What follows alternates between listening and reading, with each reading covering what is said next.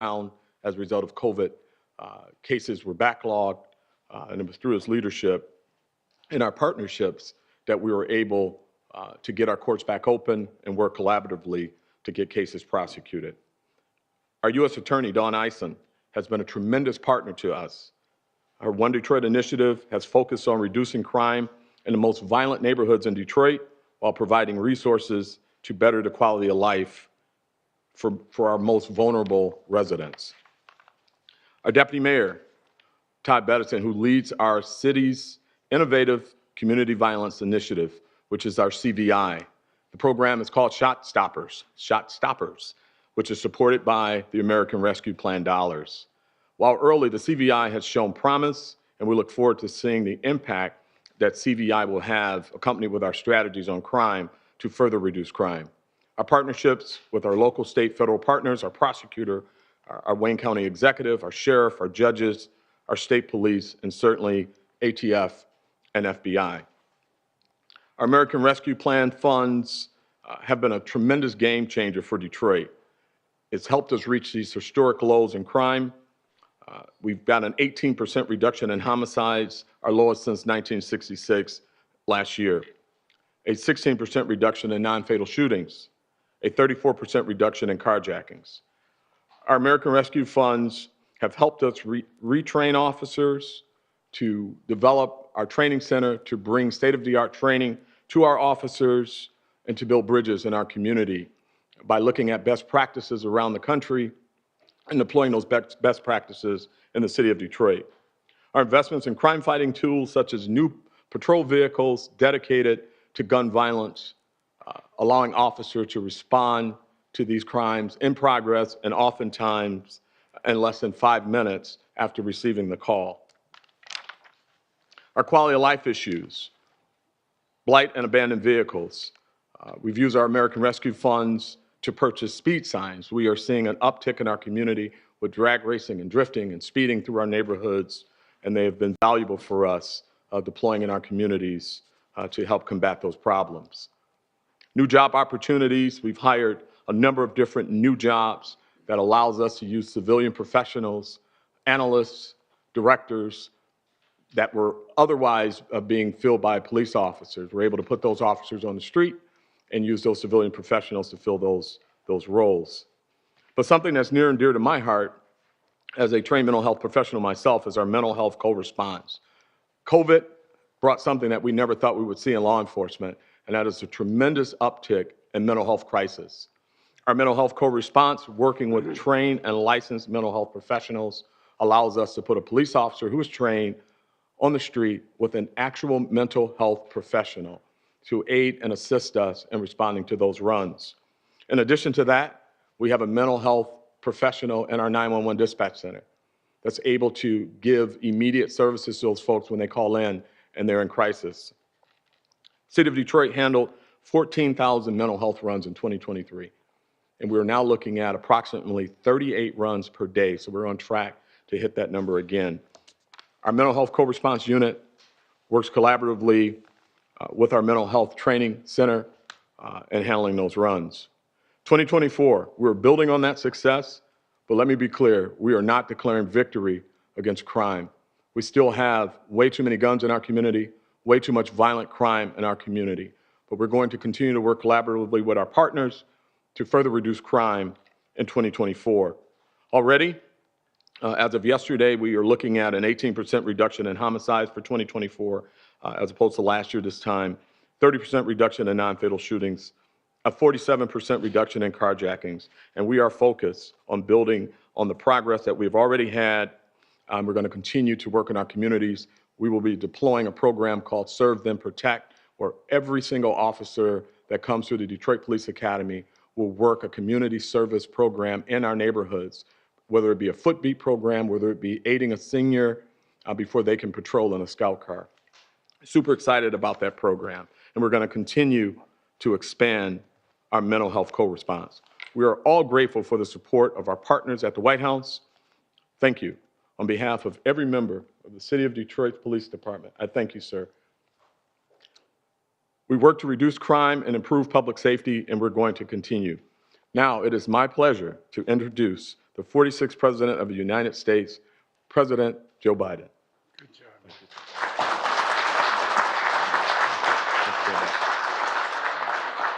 Chief White, thank you for that introduction. And you know, every day you and your fellow officers put on that shield, walk out the door, and your families worry about receiving that phone call. But thank you for your service, and I mean this sincerely, your sacrifice, and sacrifice of that of your families, not just you, your families as well. And thanks to the law enforcement and community leaders here today who have helped bring down violent crime rates in their cities to historic lows. That's right, we're about to talk about what's going to happen now. You know, you just heard from the chief, and they salute these cities are making historic progress here. Last year, the United States had one of the lowest rates of all violent crimes in more than 50 years. Murder, rape, aggravated assault, robbery, all dropped sharply, along with burglary, property crime, and theft. And it matters. As president, public safety and crime reduction is a top priority for my administration and for me, and it has been for a long time, back when I was chairman of the Judiciary Committee. You know, since day one, my administration has been working with law enforcement, mayors, and community leaders to do what we know works to keep people and communities safe. As was referenced, during the pandemic, states and cities saw violent crime rising, and their budgets were strained as they faced deep cuts in law enforcement and public safety. But we stepped up, thanks to My American Rescue Plan, which I might note not a single person on the other team voted for. We provided $350 billion that was available to deal with these issues. You know, and the fact is that we find ourselves, we could use this money to keep law enforcement on the beat, communities safe from violence. We invested $15 billion to make their communities safer, and we added billions more in grants to help. The Justice Department invested in law enforcement and community violence interruption programs. Because the American Rescue Plan, we have the largest federal investment in fighting crime and preventing violent crime at any time in our history. And that's a big deal. You know, we know being in law enforcement is harder than ever, but and we expect you to be everything to everybody. That's why we've invested in more crisis responders who work alongside police officers, as the chief said, mental health and social workers who respond to nonviolent crimes as well. More investment in recruiting, retaining, and training officers. More investments in violent prevention to get guns off the street.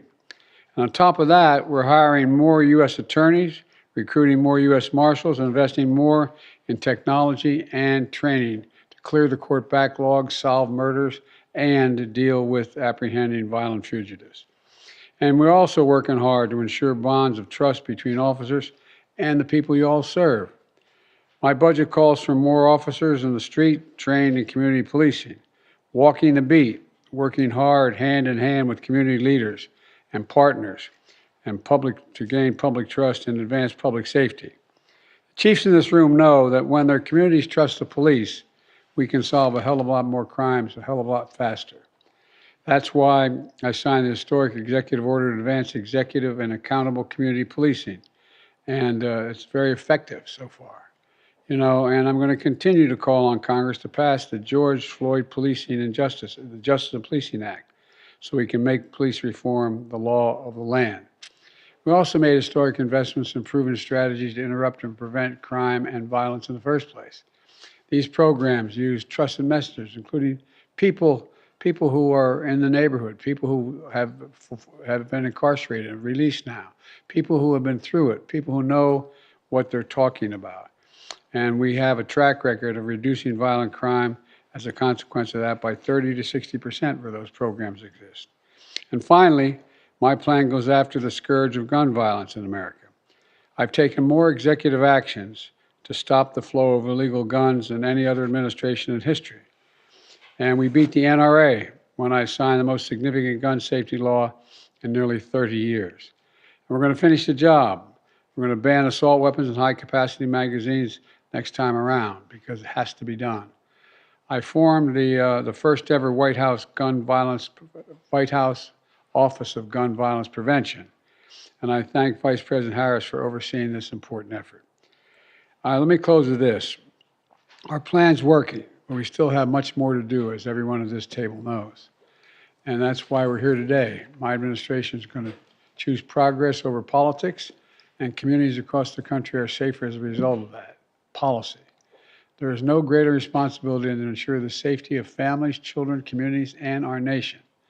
And with that, I want to turn this over to Neera Tanden, my domestic policy advisor, and we'll get this discussion going, okay? Thank you. Thank you. I would like to invite the press to exit before we start our discussion. I'd like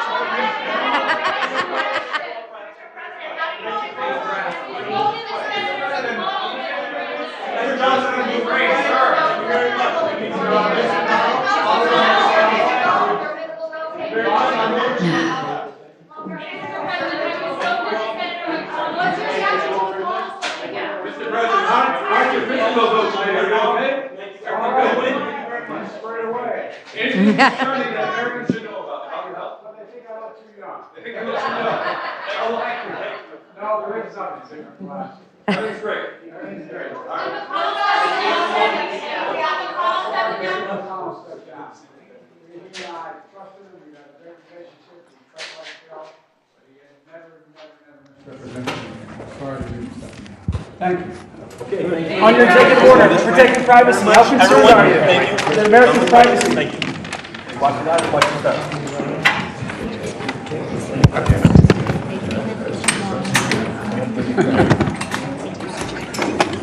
All right. Good.